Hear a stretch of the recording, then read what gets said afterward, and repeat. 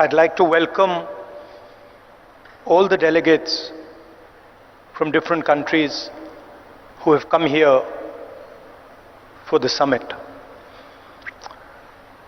I'd also like to begin by thanking you for standing in solidarity with us against what happened in Kashmir a few days ago. I apologize. I was supposed to be here yesterday, but I was forced to cancel my visit here yesterday because I had to go to Kashmir and meet some of the injured people. I'd also like to thank Revant Reddy ji and the Telangana government for hosting this wonderful summit.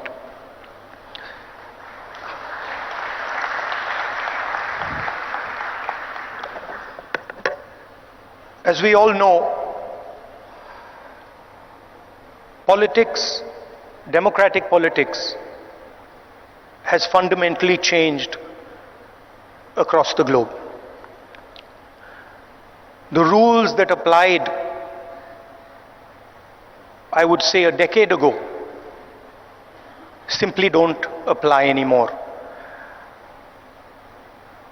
Sometimes when I speak to younger members of our party, what was effective 10 years ago, the tools that worked 10 years ago, simply do not work anymore. They cannot face the concentration of capital, modern media, modern social media. And so in a sense, the old politician is dead, and a new politician, a new type of politician has to be constructed. And that really is the challenge in front of all of us. What does this new politics look like? What are the ideas that emerge from this new politics? I'm sure you've had a deep discussion about policies, about how we should think about education, how we should think about regaining the democratic space, how we should think about care. And each one of us has a particular view on that. So I'm not going to delve too much into the policy positions. I'm going to talk about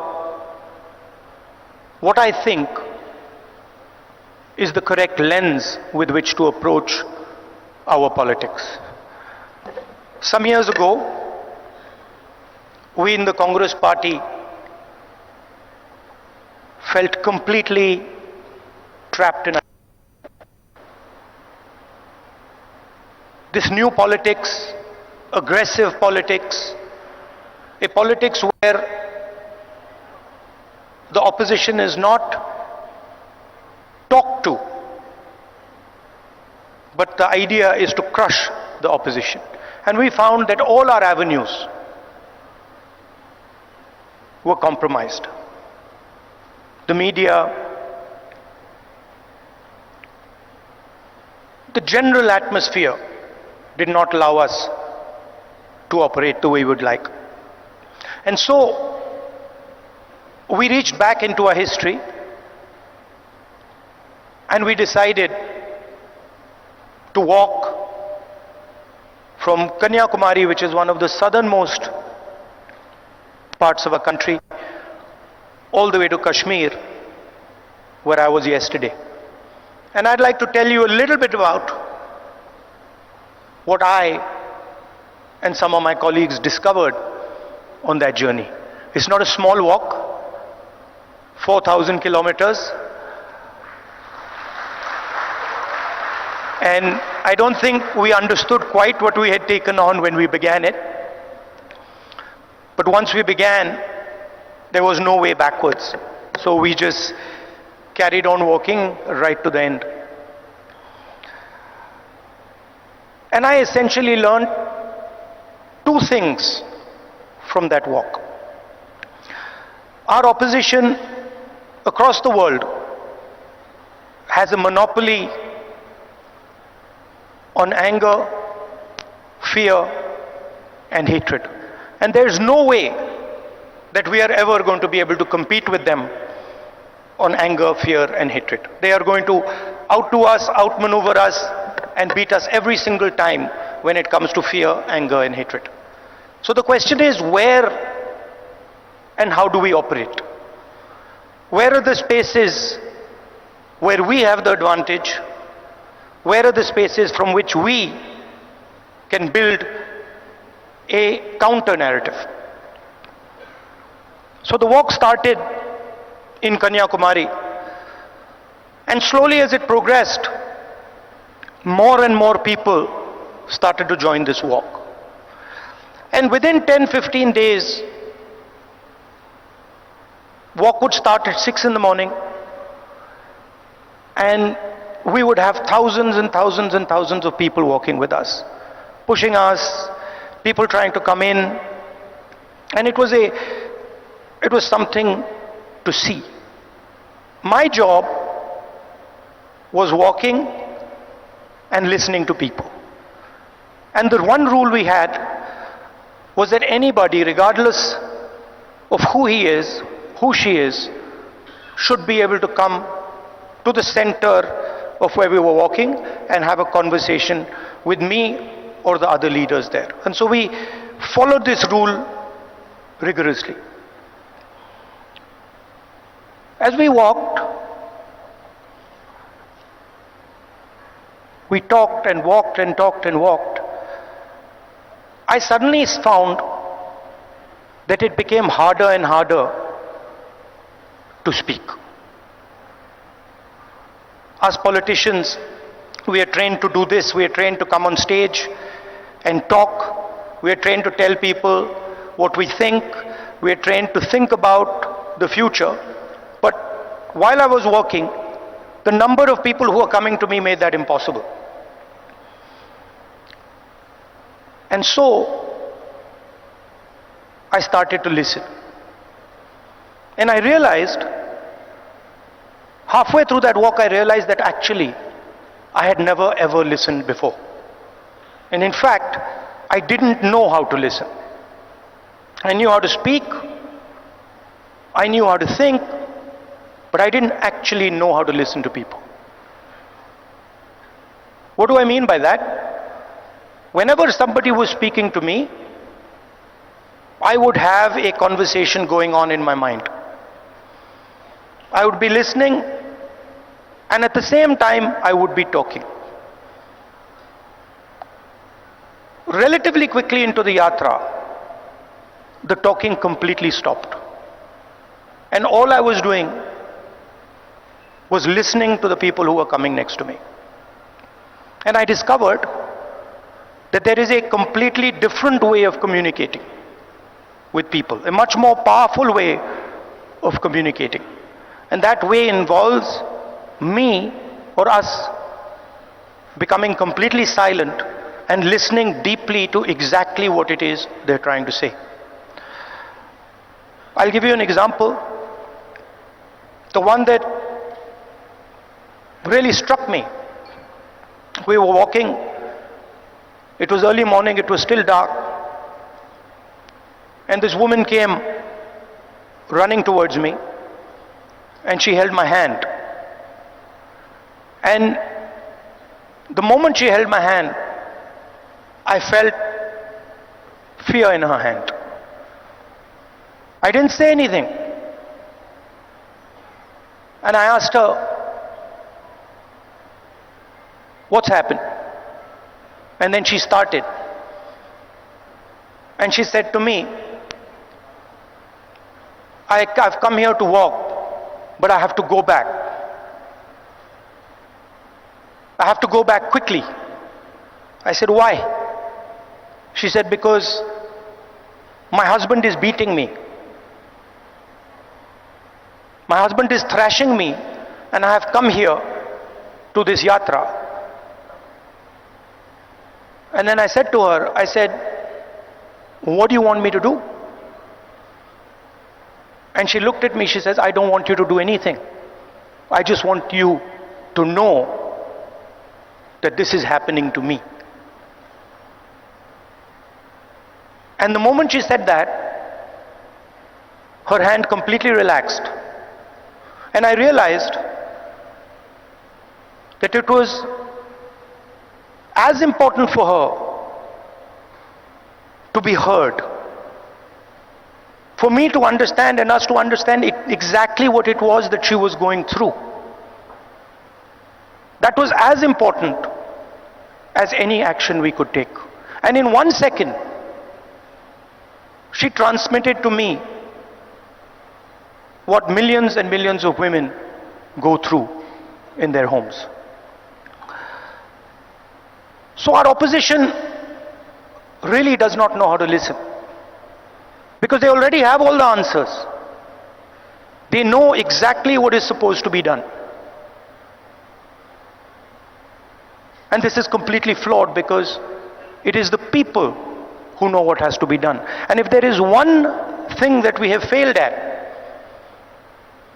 with all the social media and all the modern communication methods, it is that we have, as politicians, failed to deeply listen to what our people are trying to tell us. And this is the space where we can really operate, because our opponents have completely vacated this space. They're not there. They don't exist there. The second thing I learned, even more powerful than listening properly, on the yatra, it suddenly struck me, something struck me, that when it comes to people I'm close to, my mother, my sister, my friends, I'm very comfortable using the word love. And it struck me that I'd been in politics since 2004. And I never ever used or expressed love to anybody. So I was saying to people that I want to help you. I was working hard to help people, but I was not expressing the reason I was working. And so on the yatra, I started to do so. A little girl came up to me running, and she said, "Uncle, I love you." And I was like, that's interesting. Why have I never said this before? Why have I never used this narrative that is the central narrative and the reason for what I do? And so I started. I would listen, and then I would use the frame of love and affection, and I would tell people that, you know, I love you very much. And something quite amazing started to happen.